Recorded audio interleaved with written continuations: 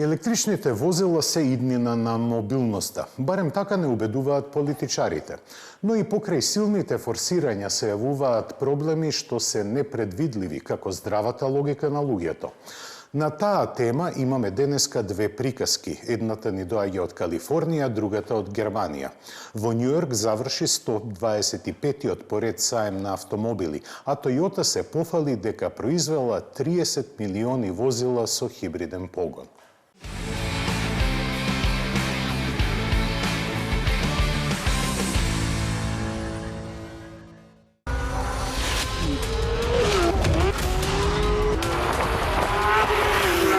Порше се закити со уште еден рекорд. Полутркачкиот 911 GT3 стана најбрз автомобил со мануелен менувач на Нирбургринг.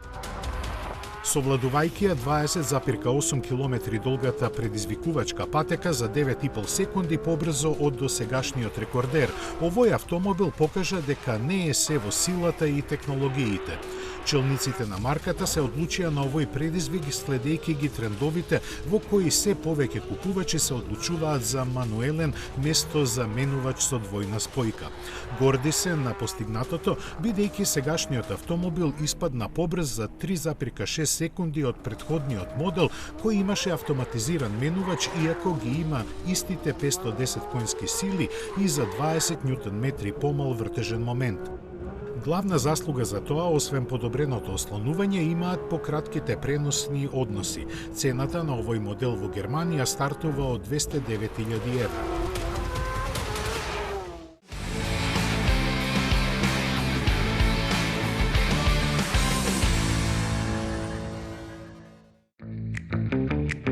Вработените во Rolls-Royce, кои очигледно имаат вишок време, подготвија луксузен комплет за шах.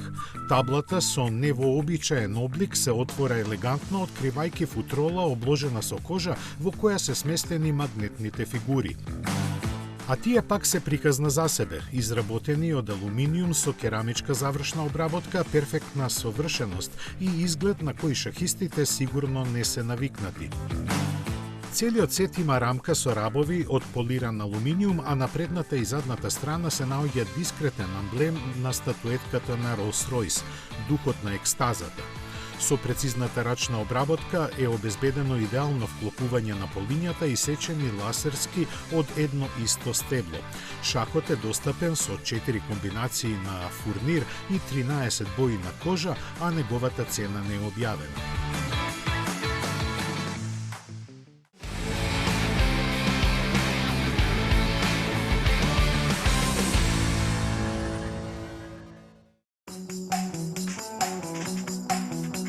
Европските законодавци кои побараа забрана за користење на јагленородните влакна во производство на возила повторно ја здрма автомобилската индустрија. За среќа накратко, бидејќи брзо се откажа од намерата овој материјал полесен од алуминиумот, а подсврст од челикот да го вклучат на листата опасни материјали. Такви веќе има кај автомобилите, оловото, живата, кадмиумот и 6-валентниот хром, чие контролирано користење е дозволено под исклучоци кои не важат за другите стоки за широка потрошувачка. Причината зошто јаглеродните влакна се сметаат за опасни е нивното рециклирање после крајот на животниот век на возилото, при што се создава прашина која е штетна и за машинеријата и за луѓето ако дојде во контакт со кожата или се вдиша.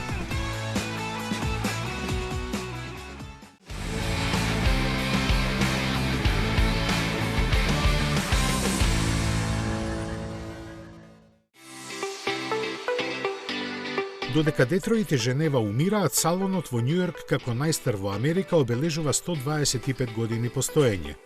Без многу славија и годинава, исто со скромен број новитети, организаторите само подсетија дека оваа манифестација од мала изложба на кочии без коњи прерасна во значаен фактор на глобалната автомобилска сцена.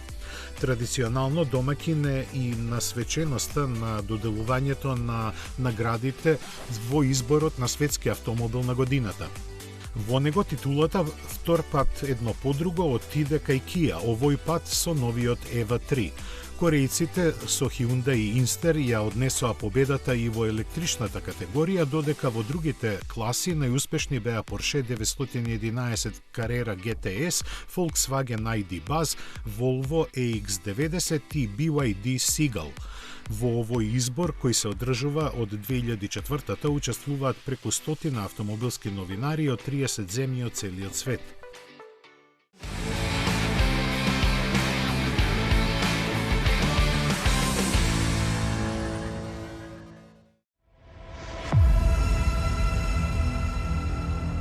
Subaru се откажа од генетските експерименти со Outback и моделот конечно стана вистински кросовер, а не само караван кој личи така.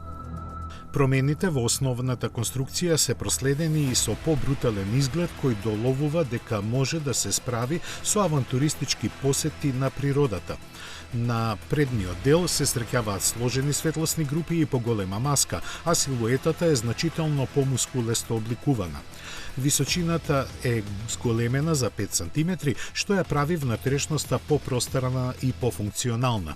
Силниот идентитет на Outback го гарантира и погонот на сите тркала, која е карактеристика на марката, заедно со боксер агрегатите.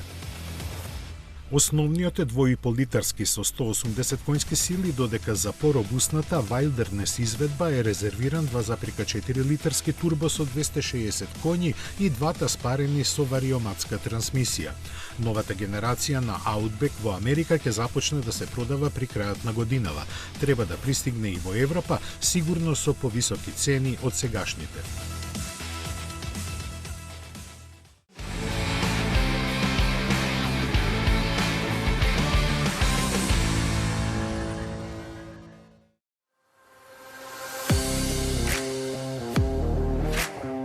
Иако во иднина сигурно ќе го намали своето темпо, никој не може да ја сопре електрификацијата на Калифорнија.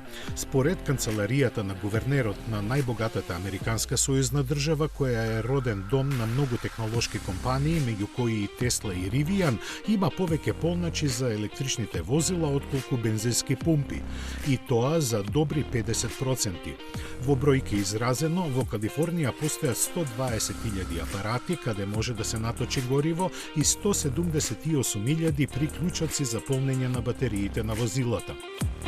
Сликата малку ја нарушува фактот што само 10% од нив се брзи еднонасочни полначи, а најголем број се стари модели на кои им треба часови за позначајно дополнување на батериите, но затоа пак постојат и уште околу 700.000 куќни полначи за приватна употреба. Заслуга за ваквата експанзија имаат широкоградите субвенции.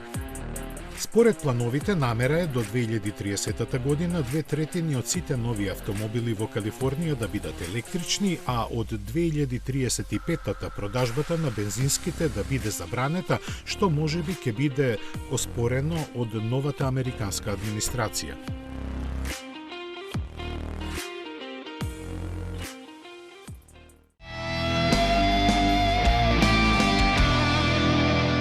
«15 години вие одбирате, ние купуваме за 24 часа. 15 години над 10.000 клиенти. 15 години општествено одговорна компанија. 15 години доверба. 15 години лидери на пазарот. Финансираме патнички возила, комерцијални возила, камиони, пловни објекти, опрема и машини за вашиот бизнис». Во потрага сте по совршен автомобил? Со Chery добивате повеќе. Закажи тест возење на chery.mk.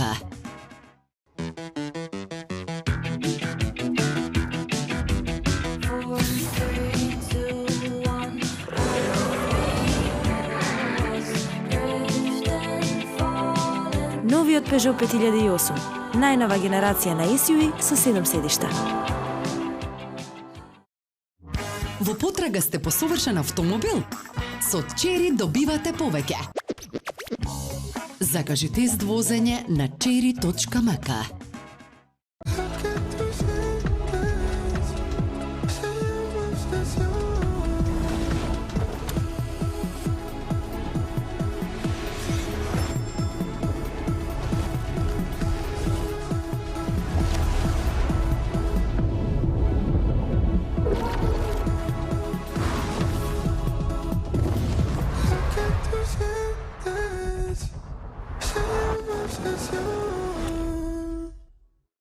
Ако го наречеш возилото Grandland, го правиш да биде Grand.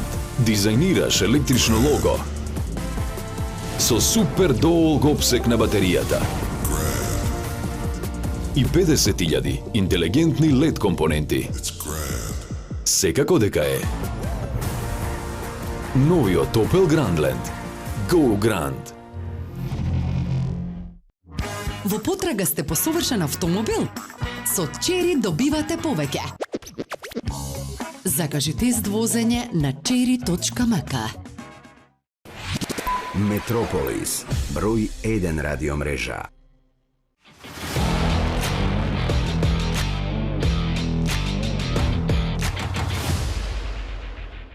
В 1997 година Toyota на пазарот го лансира Prius, првиот сериски хибриден автомобил.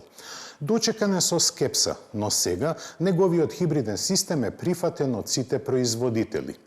На таков успех се надева и Рено со неговиот модел Emblem, кој исто така го комбинира електричниот погон, но наместо мотор на согорување користи водородни горивни келии.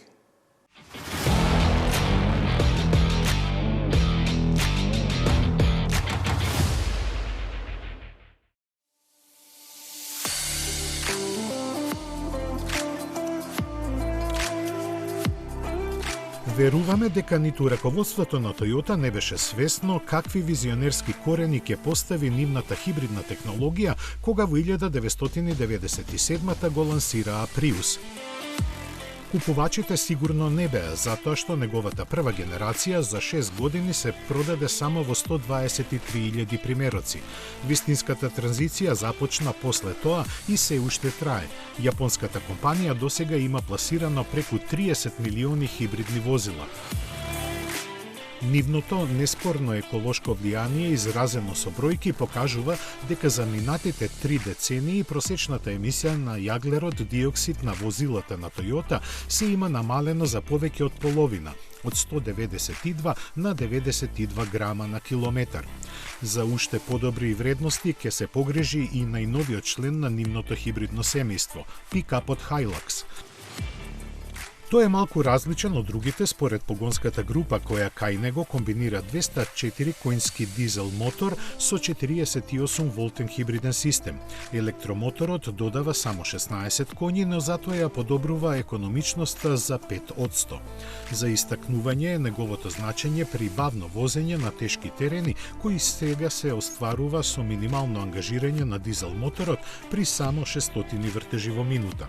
Батериите тешки само 7,6 килограми се вградени под задните седишта и заштитени од продор на вода која хибридниот Hilux не само што ќе ја содлада до 70 см длабочина, туку може 10 минути и да стои во неа.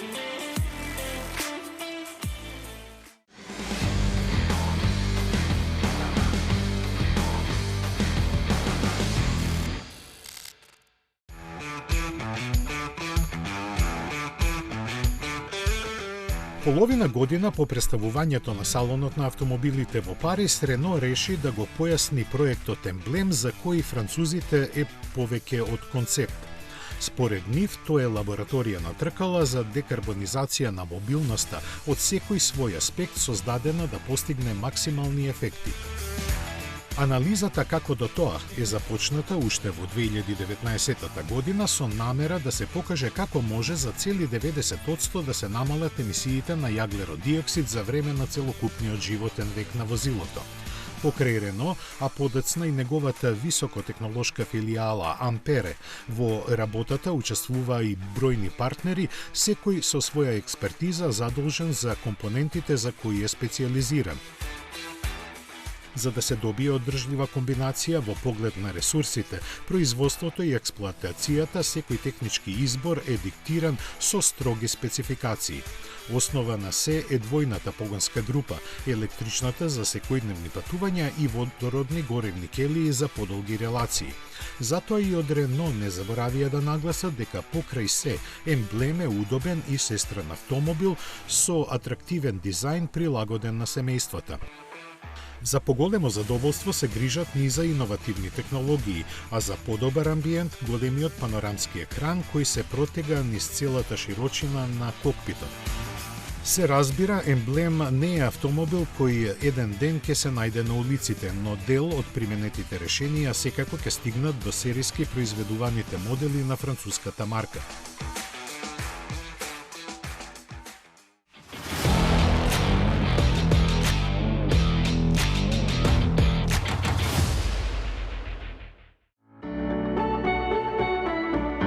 Уште од анемичните и слабо продавани Стило и Браво, на Фијат никако да му тргне во компактната класа. Сегашниот Типо успеа да поврати дел од купувачите благодарение на современиот пристап во конструирањето, представителниот дизајн и прифатливата цена, сето заокружено со пространата седан каросерија. Добро стартуваше и со хеджбек и караванските изданија, подоцна дополнати со протеренските крос верзии и иновативниот така наречен полухибриден погонски агрегат. Но дојде пандемијата, продажбата се преполови и не се поврати. Пазарот се сврте кон кросоверите и Фијат лани во Европа не успеа да продаде ни 12.000 примероци од Типо. Го спаси Турција, каде со пласираните 85.000 возила стана најдобро продаван автомобил. Но не за долго.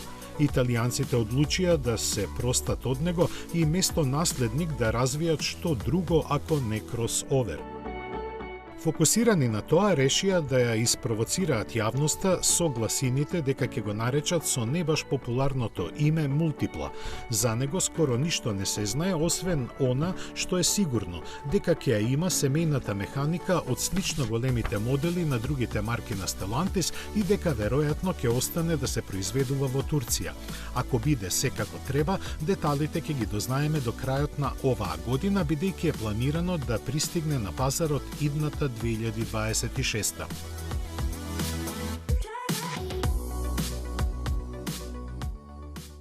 Секој Великден поклониците на теренското возење се собираат на традиционалното дружење што го организира Джип во пустињата Моаб во Јута. На оваа смотра марката прикажува интересни рафинати кои не се наоѓаат на пазарот, но благодарение на снимките можеме и ние да се насладуваме.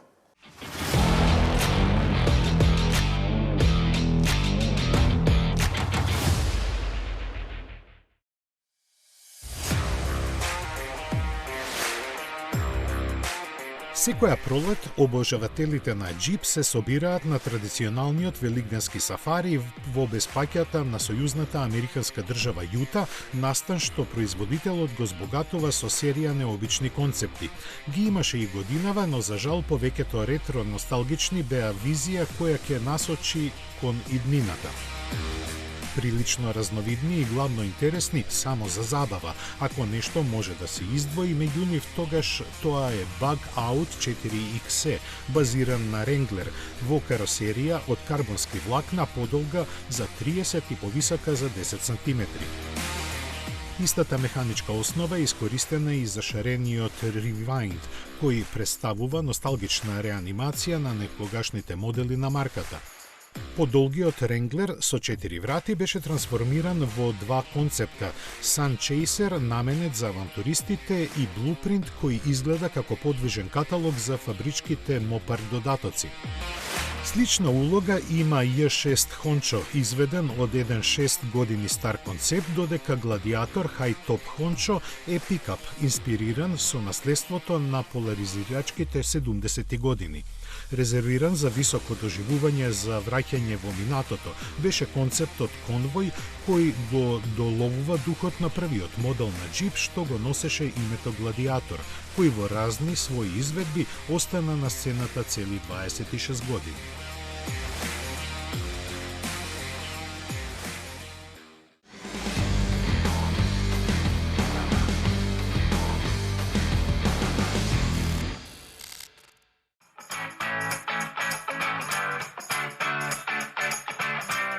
Кој вели дека упорноста не се исплати? После години трпелива работа, легендарниот Мини Моук повторно во целост ги врати своите британски корени. Славното автомобилче, конструирано од сер Алек Кисигонис, првобитно беше замислено како тактичко возило за воена употреба кое со падобран би се спуштало зад непријателските линии, но место тоа ја стекна својата популарност ширум светот како рекреативно возило за плажа. Транзицијата, а потоа и распродажбата на британската автомобилска индустрија го остави со нејасни права за тоа кој може да го произведува, заради што започнаа да се појавуваат негови копии направени во Кина, Америка, Франција и каде се не. Во 2018-та, со предизвикот да го врати оригиналот на пазарот, се зафати компанијата Moog International и успеа во тоа. Ревитализираната современа верзија набрзо стана електрична, а производството беше организирано најпрво во Франција, а потоа и во Велика Британија, кај договорен партнер како привремено решение. Сега, на 60 годишнината од неговото појавување во близината на Ковентри, е пуштена во работа нова фабрика во која се планира да се произведуваат по 500 примероци годишно. Наменето за безгрешни крстосувања по сончевите приморски региони, Moog има мал електромотор од само 45 конски сили и постигнува максимални 80 км на час. Батериите се доволни за автономија од скромни 90 на километри, а цената му е поставена на нималку скромни 36.000 фунти.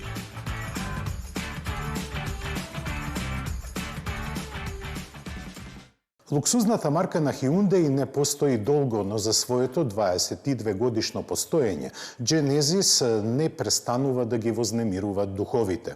Сакајки да ја покаже креативноста на марката, представена е студијата X-Grand Equator. Со представувањето на редизајнираниот Palisade, Hyundai ја представи и новата генерација на својот хибриден погон, со која тргна во освојување на Америка, додека Kia ја лансира хеджбек верзијата на седанот K4, модел кој најверојатно ќе дојде во Европа, можеби како новата генерација на компактниот SID.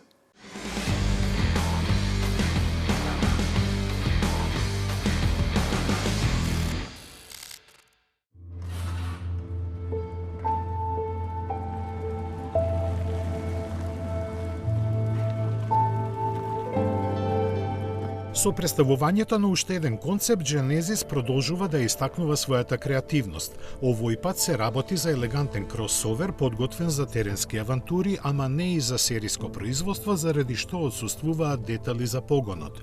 Наречен е X-Grand Equator, но не според имагинарната географска линија која ги дели двете земјини полутопки, туку по наградуваниот арапски пастув кој стана символ на елеганцијата и префенетата сила. Токму тие карактеристики конструкторите на овој концепт ги пренесоа во светот на автомобилите, ускладувајќи ги удобноста и робусноста. Го дефинираат чисти линии, јасни површини и долг преден дел, а теренските способности се истакнати со големите тркала.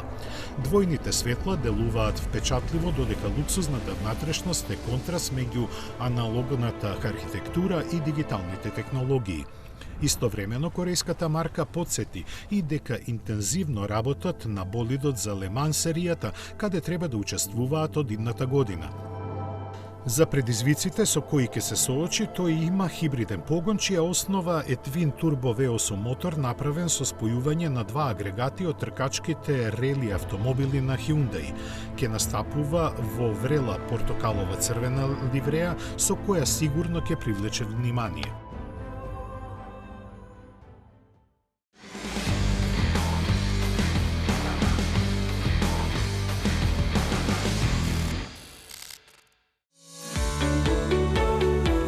Во својата моделска офанзива Volvo го освежи и S90, големиот седан на кој годините на пазарот му се одбројани, сега е повпечатлив, поудобен и полуксузен.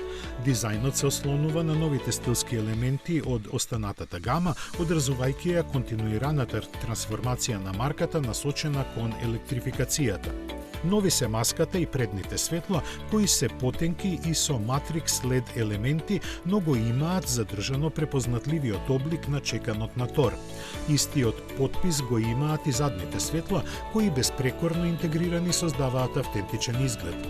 Малку изменети се и некои панели на каросеријата, звучната изолација е подобра, а новото ослонување подесиво. Моторизацијата засега е позната само за Кина, каде овој модел се произведува. Таму ќе се продава во 2 хибридни изданија, од кои плагин верзијата има електрична автономија од 80 км. Освен за Америка, каде нема да се појави, не е познато кога Volvo ќе го понуди и на другите пазари. Со оглед на тоа дека европските дилери лани од него продадоа 2500 примероци, можно е да исчезне и од нивните ценовници.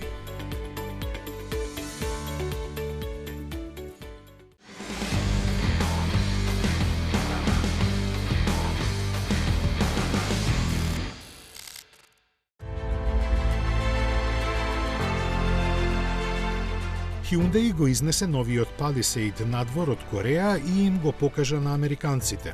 Втората генерација на најголемиот теренец на марката има нагласено надмен и коцкаст дизајн согласно габаритите, должината од преку 5 и широчината од 2 метра.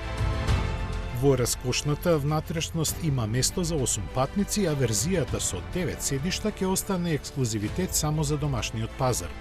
Изгледот на интериерот е освежувачки, со притаена доза луксус. За погон е задолжен 3,5-литарски V6 мотор кој произведува 287 конски сили, спарен со 8-степен автоматски менувач. Новост е 2,5-литарскиот хибриден склоп кој 4-цилиндричниот турбоагрегат го комбинира со пар електромотори испорачувајќи 329 конски сили. Типично за Америка, купувачите може да бираат дали ќе имаат погон само на предните или на сите 4 тркала. На оние пак кои сакаат уште поголеми теренски можности, Palisade им се нуди со посебен пакет кој вклучува електронски заден диференцијал со ограничено пробизгување, зголемен клиренс и стилски и практични детали кои го покажуваат неговиот карактер. Цените не се споменуваат и во голема мерка ќе зависат од царините на Трамп, бидејќи Palisade се произведува во Кореја, како и неговиот претходник нема да се нуди на европските купувачи.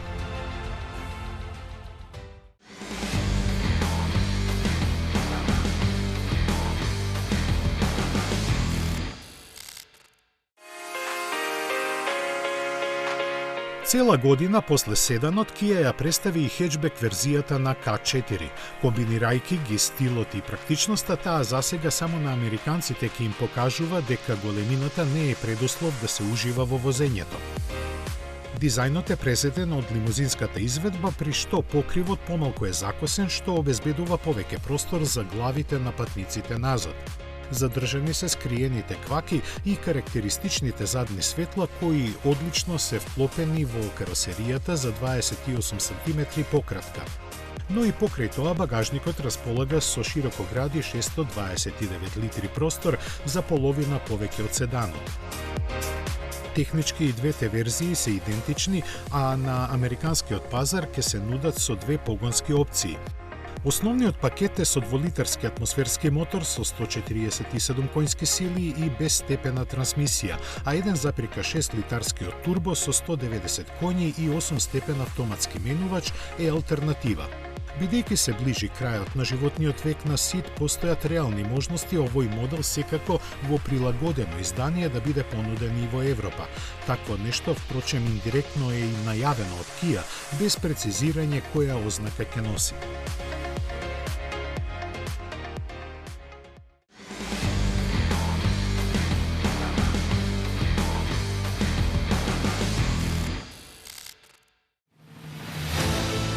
Германците конечно признаа, после иницијалниот ентузијазам неминовно мораше да дојде до опаѓање на продажбата на електрични возила затоа што на нив сите сакаат да заработат.